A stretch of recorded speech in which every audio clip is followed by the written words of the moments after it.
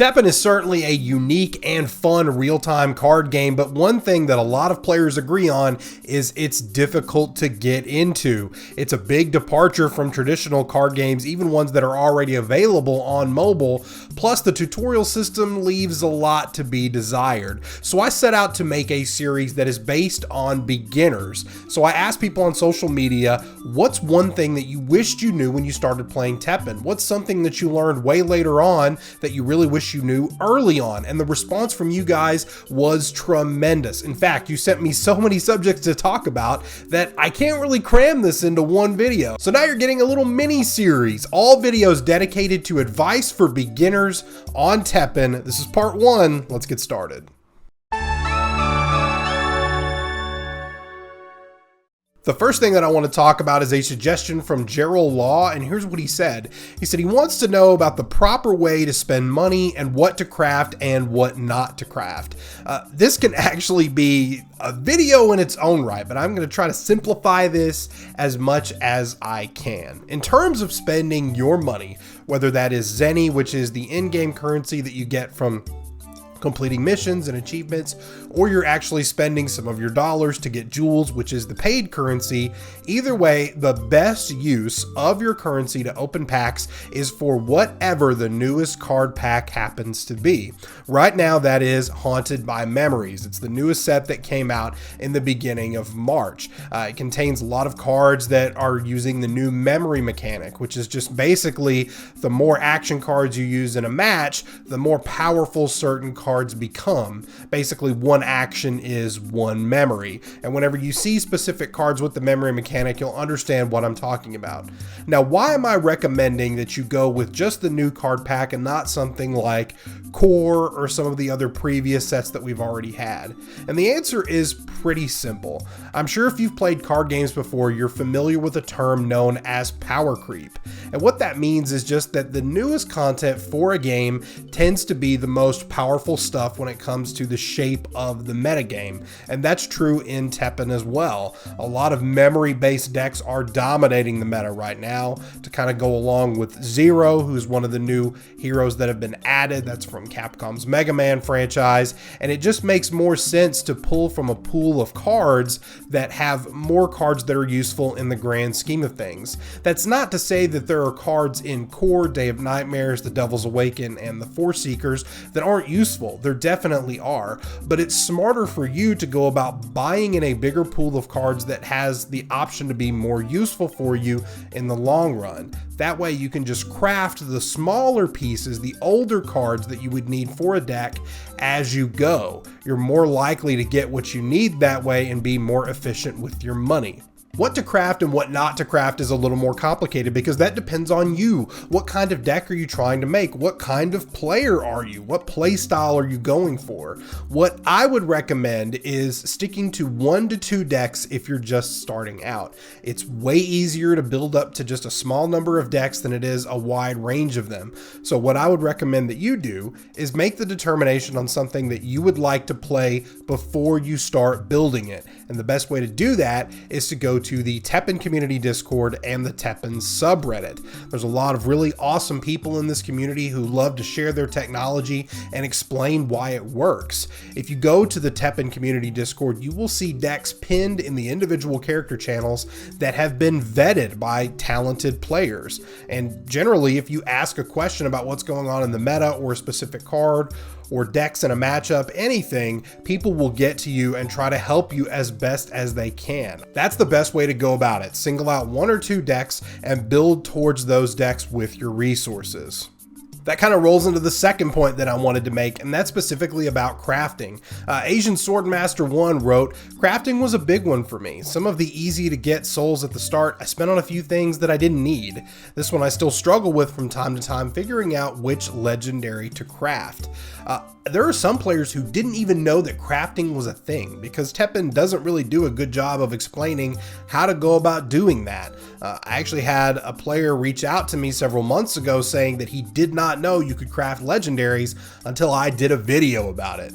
So I want to show you guys how to do this if you're not familiar. So you're on the home screen in TEPPEN. You want to click on the cards tab at the bottom, and then you have view, reap, / craft cards. So that's what you want to click on. It's going to take you to this menu. Now this is just going to be the big library of cards that are available. You can sort them by what you own, or you can sort them by the entire card database. And the filter button is down there at the bottom left, allowing you to get more specific.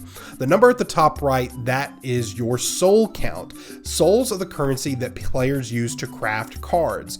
You can get souls in a variety of ways. You can do that by completing Grand Prix, achievements, missions, as well as reaping cards that you own that you don't think that you'll need. So just as an example, let's find a card here that I don't own. Hotto Strike is one of them. Cards that are kind of grayed out, almost this bluish purple color that's going on here. That means you don't have a copy of that card. So if you click on it, you'll notice you've got two options down at the bottom. Reap is the first one. That gets rid of one copy of the card and gives you souls back. So in this case, if we were to reap this card because it's an epic, we would get 200 souls. Crafting one copy of this card will cost 800 souls. Now the number of souls it requires to craft is obviously dependent on the rarity of the card, but this is how you access the crafting menu in TEPPEN. Speaking of crafting, Liger00 Jaeger made a great point on the poll that I posted on YouTube, and that's that it is more important to craft epics than legendaries. This is true almost 100% of the time. Legendaries can only be used in one copy in each deck. So it's hard to make a deck that's consistently built around one legendary. Epics, on the other hand, you can use 3 of them. And generally the epic pool, at least in the last 2 expansions, in my opinion, they tend to be a lot more powerful than a lot of legendaries. Now, there are some exceptions to this rule. Don't freak out if there's a few legendaries that come to mind when I'm talking about power balance. But I do want you to understand that when you are focusing on a deck, you're going to be crafting more epics than you are legendaries. So in terms of your crafting, you're working towards a deck. It is more important to work towards those epics and things that you are going to have multiple copies of before you just go for the singulars. And that's all about consistency. The best decks in any card game are always the ones that can reach their win condition more often than any other decks in the meta. You do that by having consistent draws, being able to get the tools that you need more often. Another great suggestion from Aaron Tucker, paying attention to the amount of cards left in the opponent's deck and keeping track of the amount of mana the opponent has throughout the match and during active response. This can kind of be rolled up into one really useful tip that everybody should pursue when they start playing this game, and that is just making sure that you understand every aspect of the game board.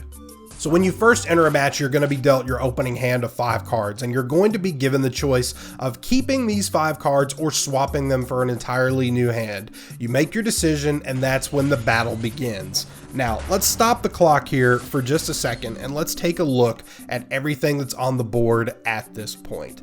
So your hero, your designated hero, is going to be on the left. The opponent is going to be on the right.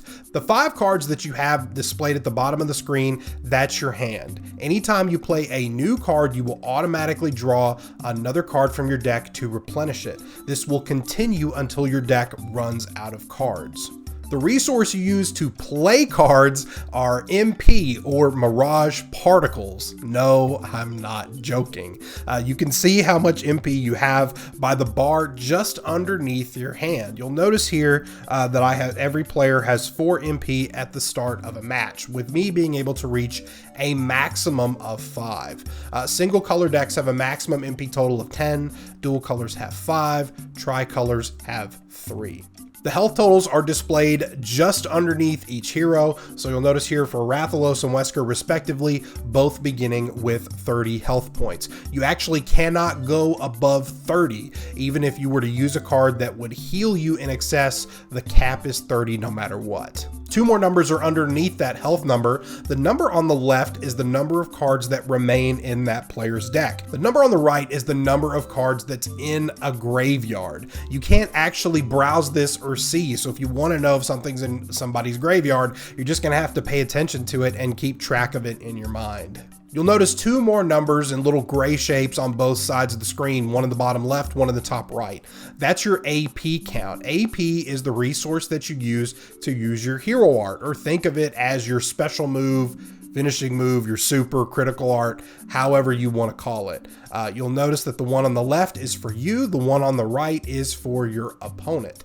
When you have enough AP to use your hero art, that number will be replaced with the icon to use the hero art itself. The area next to your hand is the EX pocket. This is just 2 slots for extra cards that you gain through various methods, like playing cards that explore for other cards, or cards that will pull cards from either your deck or your graveyard and put them in your EX pocket, something of that nature. This will be empty unless you do something that causes a card to be drawn to it, and they will stay there until you play them. You cannot have more than 2 cards in your EX pocket at a time. You'll notice you can actually see how many cards are in your opponent's EX pocket by looking directly under their AP count there at the top right. The number dead center at the top is the game clock. All matches start at 5 minutes. When that clock reaches 0, unless there is something else in play, and right now there's only one way to do that, and that is with a card called Monstrous Virus. When that clock reaches 0, the match is over.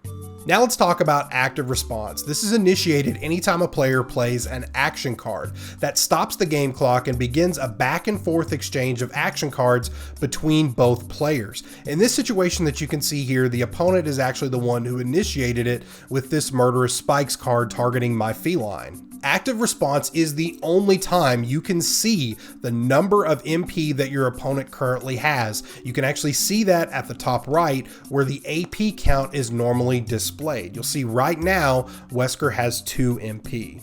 When active response begins, both players are given 2 bonus MP. That disappears even if you don't play it, so just keep that in mind. You know you have that 2 bonus MP by looking at your MP bar on the bottom. You'll notice I have 2 extra blue bars. That's the bonus MP. When either player chooses not to play an action or simply doesn't have one or the resources to do so, the chain ends and the clock starts back after the effects take place. One important distinction: the actions take place in the order that they were most recently played. Think of it like a stack. We've only just scratched the surface on all the great information that every TEPPEN player needs to know. Got so many great suggestions from you guys that I'm really excited to dive deeper into. And if you want to submit a suggestion for me, what's something that you really wish you knew when you started playing TEPPEN? You can let me know in the comments. You can also let me know on Twitter. Until that next video comes out, be sure that you are taking care of yourselves, your friends, and your families. Stay safe out there, and I'll see you next time.